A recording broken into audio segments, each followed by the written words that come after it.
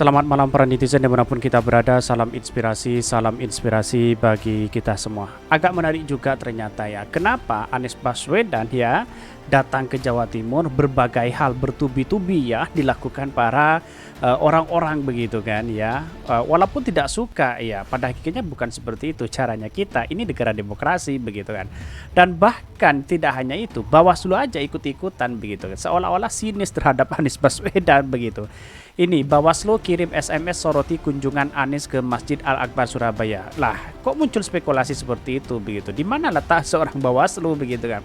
Ini kan lucu begitu ya. Walaupun muncul spekulasi ada penolakan A dan ini dan itu begitu kan. Bagi kami saya rasa karena Anies Baswedan belum terdaftar menjadi calon presiden begitu ya. Tetapi mari kita baca terlebih dahulu komentar-komentar netizen seperti ini.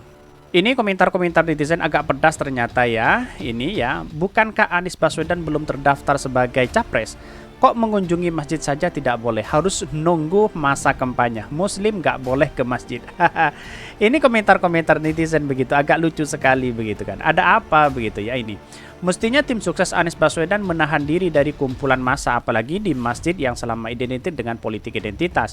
Artinya jika Anies Baswedan sholat di masjid tidak perlu diekspos besar-besarkan. Ya, sebenarnya dari tim Anies Baswedan belum tidak mempublis hal itu begitu kan. Tapi para relawan-relawan itu yang menyambut Anies Baswedan tidak terbendung lagi begitu. Karena apa? Karena sudah cinta kepada Anies Baswedan, ingin menyambut calon presiden begitu kan ya. Belum capres sudah kemana-mana. Inilah komentar-komentar netizen begitu kan. Ada pro dan ada kontra begitu kan ya. Terus kalau nggak boleh Anies Jumatan di masjid, apa Jumatannya di kantor Bawaslu saja?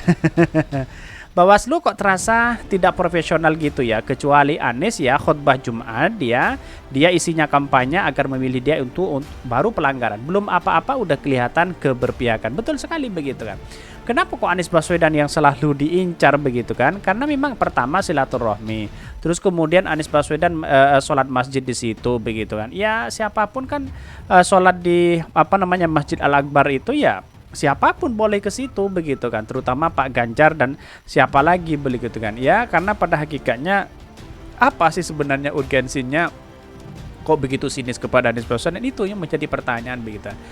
Bagja ya, tunjukin dong aturan buat orang yang belum didaftarkan ke KPU dan bukan pejabat publik.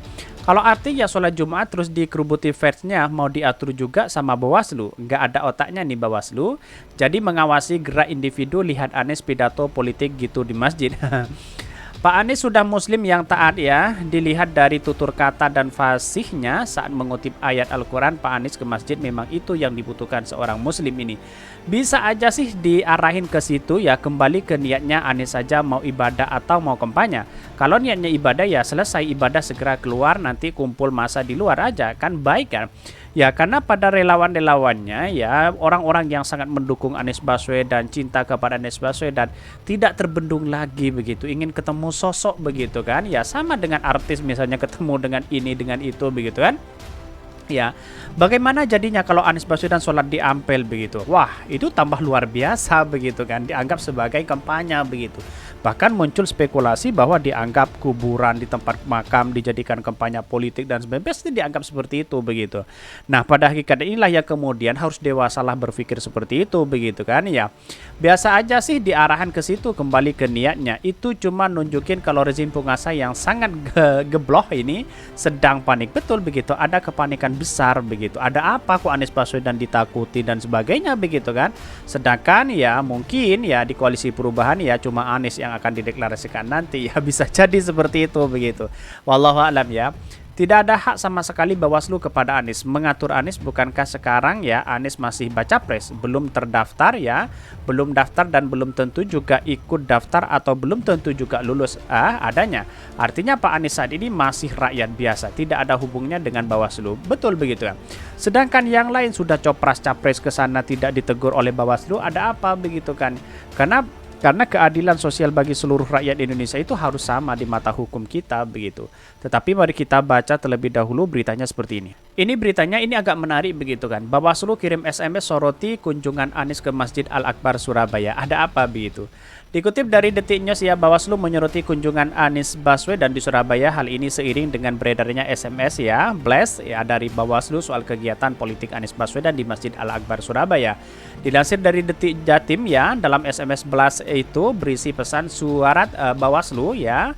123 ya, dan bahkan tanggal 13 Maret 2023 melarang Masjid Al-Akbar untuk politik Anies Baswedan yang melanggar aturan pemilu. SMS itu diterima sejumlah warga saat Anies berkunjung ke Masjid Al-Akbar Surabaya. Salah satu warga bernama Ahmad mengaku menerima SMS ya blast tersebut pukul 12.45. Nah, ini seharusnya klarifikasi apakah benar atau tidak begitu kan ya. Saya baru menerima SMS itu, tak lihat nomornya nggak ada, tapi ada nomor dari Bawaslu, ujar Ahmad ya sambil menunjukkan SMS blast tersebut ke Detik Jatim. Artinya berapa? Artinya kalau kita berkomentari seperti itu, apakah Bawaslu ikut-ikutan? Padahal pada hakikatnya bukan. Artinya masih kampanye masih jauh, terus kemudian Anies Baswedan belum terdaftar di situ begitu kan, hanya silaturahmi. Kok Anies Baswedan ditolak di situ begitu? Di satu sisi satu, yang kedua kok ada SMS seperti itu begitu? Bukankah ini negara demokrasi memberikan kebebasan kepada siapapun begitu kan? Ya toh pada hakikatnya kenapa kok Anies Baswedan dijadikan incaran begitu kan? Kan tidak masuk akal begitu seorang Bawaslu ya, lembaga independen bisa seperti itu begitu ya. Dikonfirmasi terpisah ya, Komisioner Bawaslu ya Jatim Divisi Penanganan Pelanggaran MOH ya Ikhwanuddin Afianto menyatakan isi dalam SMS blast tersebut bukan dari Bawaslu Jatim melainkan dari Bawaslu Kota Surabaya. Bawaslu Jatim hanya menerima tembusan saja. Ya sama aja begitu kan ya.